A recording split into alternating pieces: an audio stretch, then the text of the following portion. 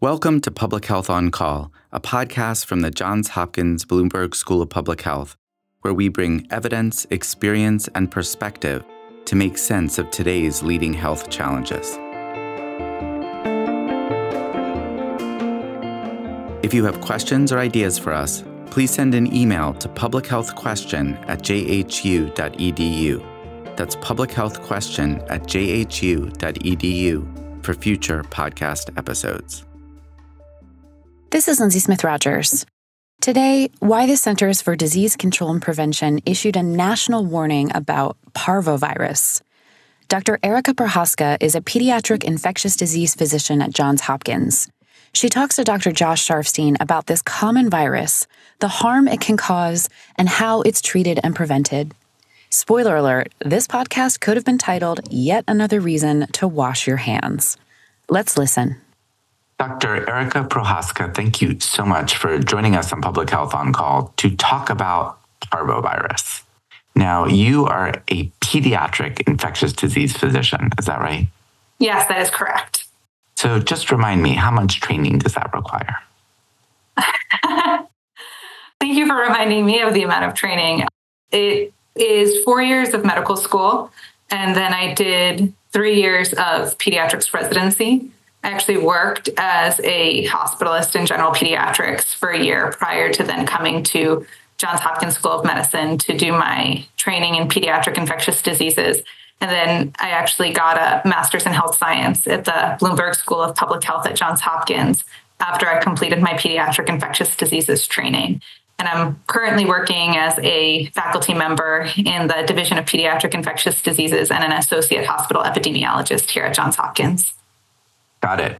That is a lot of training. And during that time, I'm sure you learn about many different bacteria, viruses, fungi, other pathogens that affect children who, can get sick quite a lot. Yes. And the thing that made me want to do pediatric infectious diseases is twofold. One, most children get better, which is very satisfying and very gratifying. And we're constantly developing new treatments that help children get better. And the other thing is that there's never anything to stop learning. And that certainly has been true. There's a phrase in medicine, patients don't read the book. And I think that's definitely true for pediatric infectious diseases. There's always something new to learn and, always an opportunity to expand our knowledge to help our patients. Great. Well, we're going to talk about parvovirus. So tell me a little bit about what parvovirus is. Sure. So parvovirus it's actually really funny that you mentioned training because I was thinking back, and parvovirus is something that I was told was definitely going to be on my pediatric shelf exam during medical school, was definitely going to be on my general pediatrics boards, and was definitely going to be on my pediatric infectious diseases boards. It is what we in medicine sometimes call a classic clinical syndrome, meaning that it looks very similar in certain patient populations. So it's something that we're always told that we need to know how to identify and address. It is a really common virus in young children. It is spread very easily in school environments and home environments. And it typically starts with really general viral symptoms. So cough, runny nose, fever, fatigue, diarrhea. And then several days after that, children in particular can get really typical rashes that, are considered to be classic for parvovirus. So an example would be really bright red cheeks. That's just in the cheeks on the face and is not involving any other part of the face.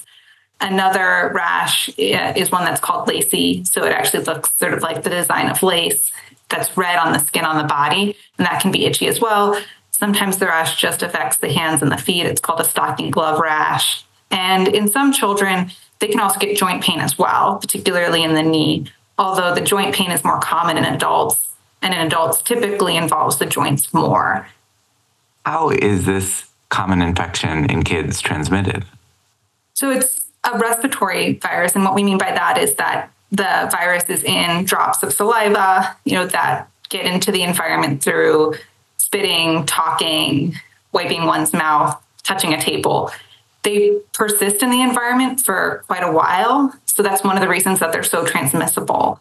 So if my child had parvovirus and, coughed into my eyes, for example, if that would be a way that I could get it. But, just as similarly, my child could get parvovirus in school because their little friend was talking loudly or sneezed and it got on a table. And even though they're wiping down the tables frequently, it's not fast enough to keep my child from touching it and then rubbing their eyes or their nose and then getting it that way.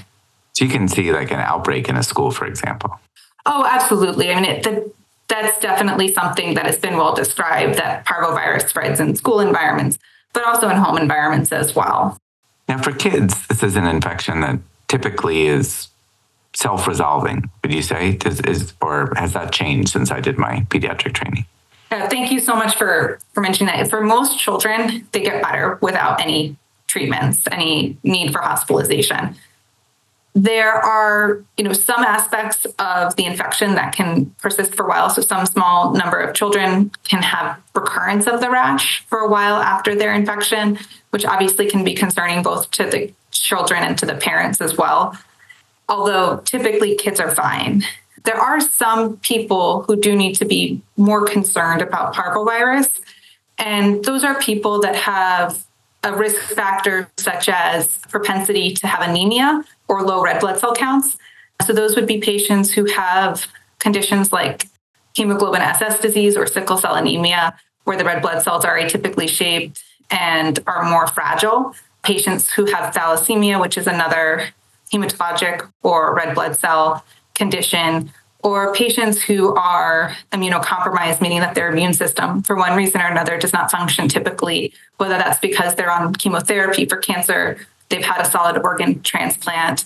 And in those patients, we can see more severe disease, either with really severe anemia or low red blood cell counts that requires administering red blood cell products. And in patients who have immunocompromised status, they can have more severe disease that lasts longer because their immune system can't fight it well. And this is in part because one of the more severe manifestations is that the virus can affect the bone marrow, not just the skin or the eyes or the lungs.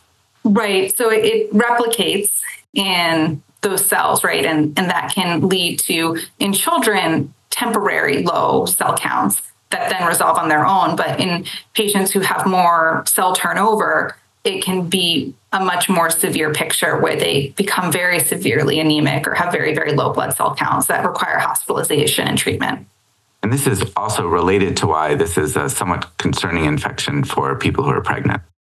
Yes, that is correct. So people who are pregnant can get the infection and it can be transmitted to the fetus. And, there's different numbers that I've seen on how often that happens. And I think part of the reason that I see different numbers is it's really hard to know if someone has been exposed to parvovirus in the community because the symptoms can be so kind of general viral symptoms.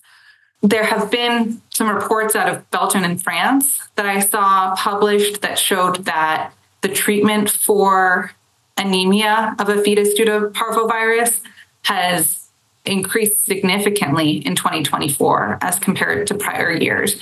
So there are definitely some real numbers out of Europe that have shown that this infection among people who are pregnant is certainly happening more often. It's hard to say whether or not it is more severe necessarily, based on the data that I've seen. And I should say I'm not a maternal fetal medicine physician. I don't take care of people who are pregnant who have parvovirus infection. But I think that it is a really important message to get out there that people who are pregnant who think they may have parvovirus or been exposed to parvovirus should contact their healthcare provider to get tested, because testing for an antibody that shows long-term immunity is somewhat reassuring. But if that antibody is negative, then that person may need additional testing and monitoring. And then there are treatments that can be given to the fetus if there's evidence of fetal anemia or the baby inside the uterus having a low cell count. I don't want to dwell on this, but I'm curious, either for children who have blood conditions that you mentioned or for the fetus, what are the kinds of treatments that people use for parvovirus these days?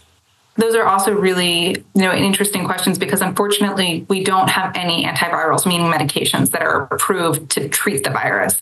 There are some data that say that IVIG or intravenous immunoglobulins, so basically pooled immunoglobulins from donors. Like antibodies. Antibodies, exactly, yes. can be helpful for people who are hospitalized with severe parvovirus infection. Among people who are pregnant, there's a therapy called fetal transfusion, which is basically giving a blood transfusion to the fetus. And the reason that that's important is that the issues that the fetus has related to parvovirus are related to that anemia, those low red blood cell counts. The idea being that if one can supplement those red blood cells, can support the fetus through this infection. Got it. So CDC, the Centers for Disease Control and Prevention, recently put out a national warning on parvovirus. What was that about?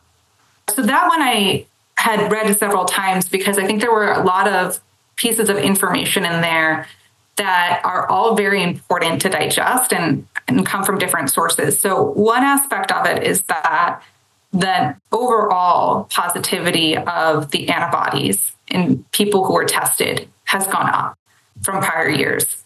The other aspect is that plasma that's being pooled for donors is often tested for parvovirus, and that also the positivity of the plasma was going up. So clearly there's community transmission and people are developing positive antibodies for this. I think one thing that was really impressive about that Centers for Disease Control and Prevention report is that the number of children, I think it was ages 5 through 9, that were positive for antibodies to parvovirus was about 40%, which is higher than other numbers that I have seen published other places. And the Centers for Disease Control and Prevention really wanted to get the message out there because of the things that I had previously mentioned and that you asked about, which is that people who are immunocompromised, people who have a propensity to have anemia because of an underlying condition such as hemoglobin SS disease or sickle cell anemia, and people who are pregnant should be really aware of what the symptoms of parvovirus are and seek medical attention or call their healthcare provider if they're concerned they may have parvovirus or been exposed to parvovirus. So it's really to get the word out, to identify some of the people who may have more severe infections as early as possible. Yes, and also to make those people aware so that they can do the best things possible to protect themselves. And I do infection prevention, right? One of the most important things to do is hand hygiene. Washing hands as much as possible. That really goes a long way. It's when we have a patient who has parvovirus that is in the hospital and we think may be contagious, typically that person, staff are wearing masks around.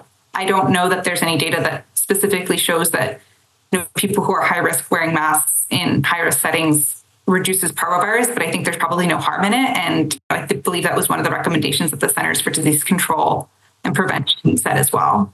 I see. So with the rates of parvovirus infection increasing, people who are special risk need to be especially careful.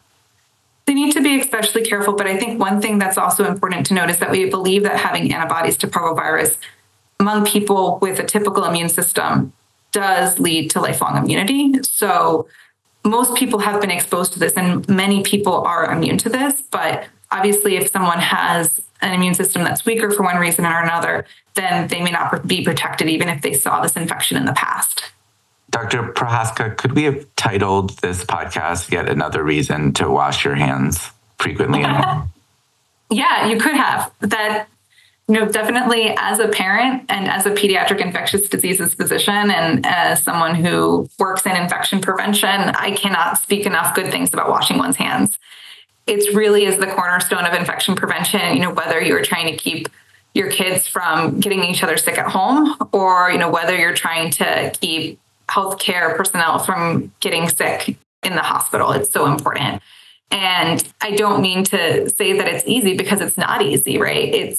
I do not envy teachers that are trying to get 20 to 30 kids in a classroom to wash their hands frequently. It's really tough, but I think that this is definitely a moment in time for those who are at higher risk for parvovirus infection to feel that they have every reason to say, you know what, I'm going to go wash my hands again, or you know what, I don't think that I want to necessarily share this drink with my friend today. I'm going to take a pass on that, and I shouldn't have any guilt about that. I'm taking care of myself and taking good preventative measures.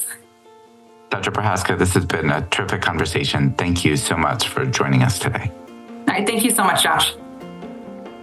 Public Health on Call is a podcast from the Johns Hopkins Bloomberg School of Public Health, produced by Joshua Sharfstein, Lindsay Smith-Rogers, Stephanie Desmond, and Grace Fernandez-Ciceri. Audio production by J.B. Arbogast, Holly Cardinale, Spencer Greer, Matthew Martin, and Philip Porter, with support from Chip Hickey. Distribution by Nick Moran. Production management by Catherine Ricardo. Social media run by Grace Fernandez-Cesiri. Analytics by Eliza Rosen. If you have questions or ideas for us, please send us an email to publichealthquestion@jhu.edu. That's publichealthquestion@jhu.edu for future podcast episodes. Thank you for listening.